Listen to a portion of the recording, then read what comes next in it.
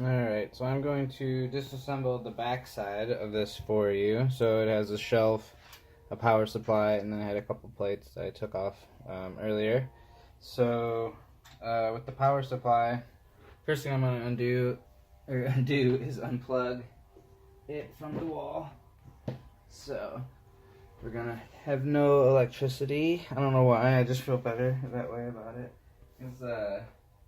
Alright, so I have to find my screwdriver. Alright, so and actually, let's take out what's in the power supply real quick. We have a 1-foot power supply for our server, and a 1-foot power supply cord for our server. So two of those for the server.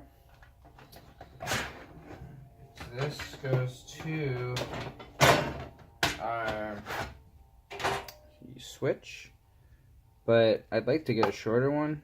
I think a 3-foot one could work. I'm looking into it. A 3-foot, 2-foot looks almost too good to be true. So, but that might also work.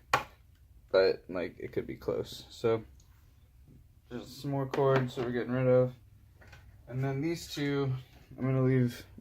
Well, I guess I can take out. These are one's for the modem, and one is for the router. So both of these are just provided by our cable provider, and there's nothing really special about it. So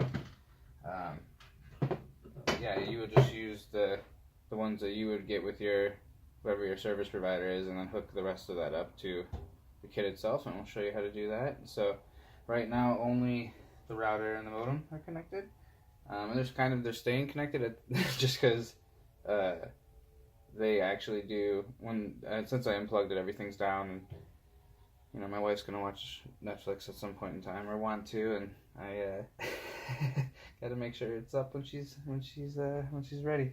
So okay, so that's our power supply. So this is completely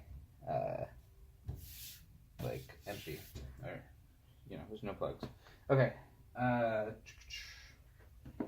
gonna stop this, and then I'm just gonna take it to you.